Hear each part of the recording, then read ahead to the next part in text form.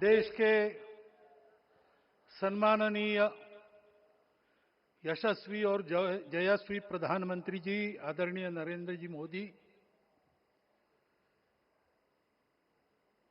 हमारे उत्तर प्रदेश के सम्माननीय मुख्यमंत्री जी श्रीमान योगी जी,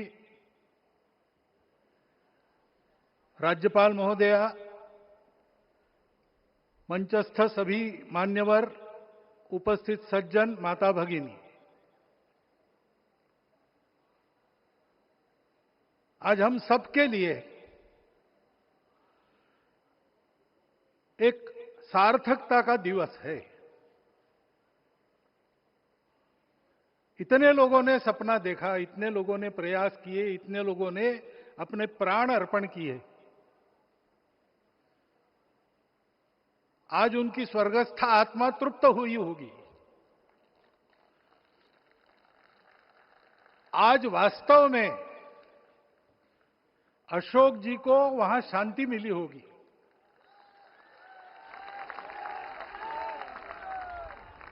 महंत रामचंद्र दास जी महाराज,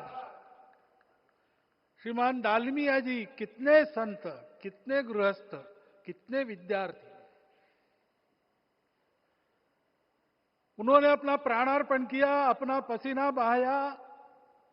जो पीछे रहे वो भी रोज ये इच्छा मन में व्यक्त करते रहे कि मंदिर बनेगा बनेगा, बन गया।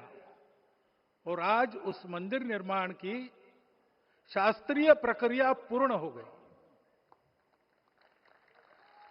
ध्वजारोहण हो गया। राम राज्य का ध्वज जो कभी अयोध्या में फहराता था और संपूर्ण विश्व में अपने आलोक से सुख शांति प्रदान करता था, वो ध्वज आज फिर से नीचे से ऊपर चढ़ता हुआ और अपने शिखर पर विराजमान होता हुआ हमने अपनी आंखों से देखा है, इसी देह में देखा है। ध्वज प्रतीक होता है। इतना ऊंचा ध्वज चढ़ाना कितना समय लगा आप जानते हैं। मंदिर बनने में भी समय लगा। 500 साल छोड़े तो भी 30 साल तो लगे ही। उस मंदिर के रूप में हमने कुछ तत्वों को ऊपर पहुंचाया है।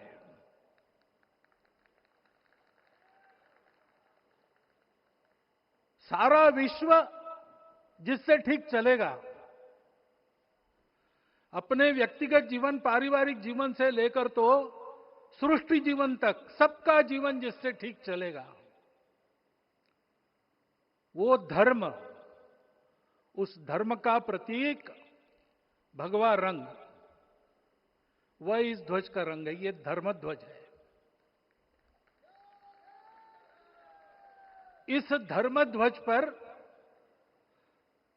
रघुकुल का प्रतीक कोविदार वृक्ष है। वैसे रूप देखा जाए तो कचनार जैसे लगता है।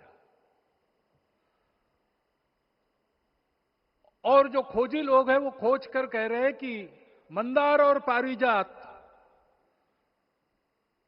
दो वृक्षों का एक तरह से संकर है। दोनों वृक्षों के गुण, ये दोनों वृक्ष देव वृक्ष कहलाते हैं।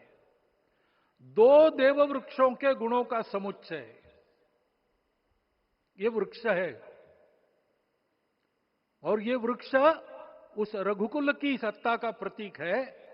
वो सत्ता वृक्ष से व्यक्त होती है, जिसके बारे में कहा गया, छायाम अन्यस्य कुर्वन्ति तिष्ठन्ति स्वयं आतपे।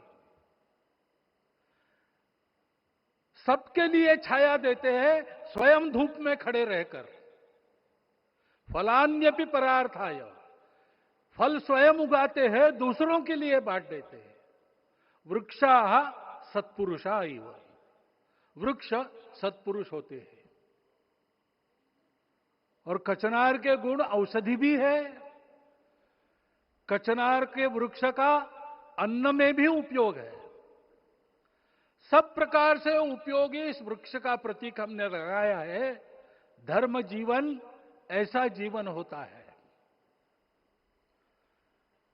और ये जीवन जीना है, उस जीवन की प्रतिष्ठा करनी है, इस जीवन का झंडा शिखर तक पहुंचाना है। चाहे जितनी प्रतिकूलता हो, चाहे जितनी कठिनाइयां हो, साधनहीनता हो, सारी दुनिया स्वार्थ में बहती होगी, लेकिन हमारा संकल्प है। सूर्य भगवान उस तेज के, उस संकल्प के प्रतीक है। उनके रथ का एक ही चक्र है। 4 चाक वाली गाड़ियां भी एक्सीडेंट करती है, तो एक चक्र चलाना है, और रास्ता खराब भी नहीं, रास्ता है ही नहीं। अधांतर में चलो रथस्य एकम चक्रम। रथ चलाने के लिए 7-7 घोड़े, उनको नियंत्रण करने के लिए सांपों के लगाम है, और रास्ता नहीं है, और सारथी जो है उसके पैर नहीं है। ऐसी गाड़ी चल सकती है क्या? कंप्यूटर में डाटा डालेंगे, कहेंगे नहीं चलेगी। लेकिन बिना थके रोज पूरब से पश्चिम जाना आना सूरज भगवान कर रहे हैं, क्योंकि कार्य की सिद्धि स्वत्व के भरोसे होती है।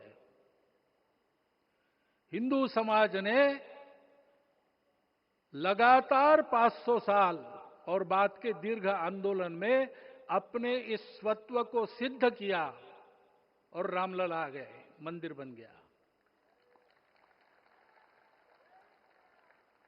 यही बात सत्य पर आधारित धर्म, सत्य जो प्रतिनिधित्व होता है ओंकार से, वो सारी दुनिया को देने वाला भारत हमको खड़ा करना है। हमारे इस संकल्प का प्रतीक यह राम मंदिर, उसकी प्रक्रिया आज हमने पूरी कर ली है। यह धर्म, यह ज्ञान, यह छाया, यह सुफल संपूर्ण दुनिया में बांटने वाला भारतवर्ष खड़ा करने का काम अपना शुरू हो गया है। उसको, इस प्रतीक को देखकर, हिम्मत रखकर, उसी प्रकार सतत प्रयास करते हुए, सब प्रकार की विपरीतताओं में भी हम सबको मिलके करना पड़ेगा।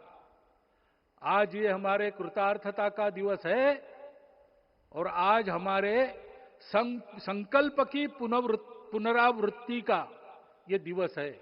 वो संकल्प हमको हमारे पूर्वजों ने दिया है।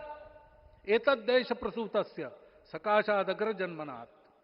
इस देश के जन्मे हुए अग्र जन्मना है, सबसे प्राचीन है, इसलिए बड़े भाई है।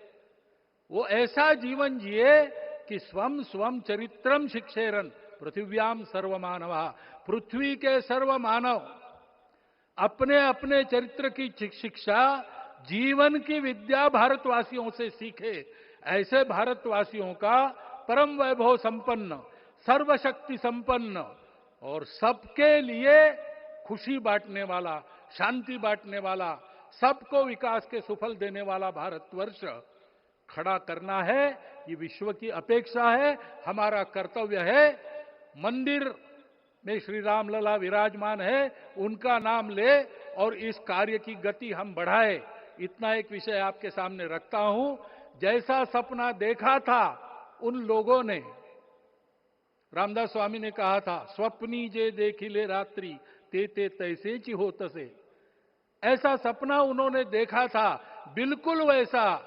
और मैं कहूं कि उन्होंने जो सपना देखा था उससे भी अधिक भव्य और अधिक सुंदर ये मंदिर बन गया है। हमारे हृदय में वो निश्चय का सृजन करे, तपस का सृजन करे। ये शुभकामना मैं आप सबको देता हूं और मेरे शब्दों को विराम देता हूं।